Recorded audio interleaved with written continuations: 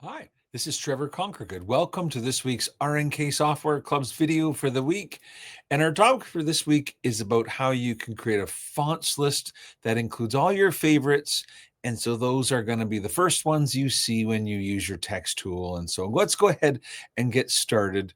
And essentially, what I'm saying is when you're working with text, and you click on the tool to view your text, then they basically go alphanumerical. So A will be at the top and, it'll go down from there. Well, you can choose fonts to have at the top of the list. And so the way to do that is to open your program preferences. And that is found this little sort of wheel beside your sort of percentage. If you click on it, it'll open up all the different options of program preferences. And inside of here, there is a tab that says fonts. So if you click on that, this is where all of the fonts that are installed on your computer are displayed.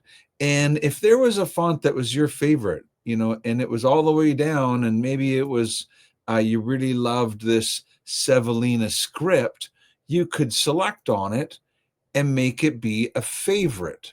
So that moves it into your favorite list. And if there were any other favorites, you could just scroll through to choose the ones that were your favorites. And when you say OK, now if you select on a text segment and you open up, then at the top of the list, so the first ones will be your favorites. So now the Sevalina and the spots are coming at the beginning of my list instead of later on in the S's. So it's actually still alphanumerical. In other words, once I add it to favorites, if I go back and I go back to the fonts tab and I decide that I wanted this Anna to be one of my favorites, then Anna will always show before Sevalina. But all three of these will show before Academy Bean. And if there was any that you didn't like, you don't want to use them. For example, if I don't want to have a font called All Curled Up, I could disable it. Of course, you can re-enable it at any time, but now that I've disabled it, if we click on our tool for text, up at the top, we will have Anna plus the Sevalina and spots, but we no longer have the font that was removed. It's no longer being displayed.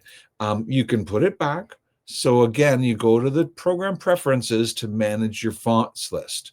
And there's a tab that's called fonts. So if you didn't mean to disable it, you can select it and make it enabled. Or for that matter, what you really wanted was to make it a favorite. And so now I have 4 fonts in my favorites list. And that way, they'll always be at the top and kind of easiest for me to find and work with. And so we hope you enjoyed this week's RNK Software Club's video for the week, all about how to organize and create a favorite font list. Until next week, have a great day and bye for now.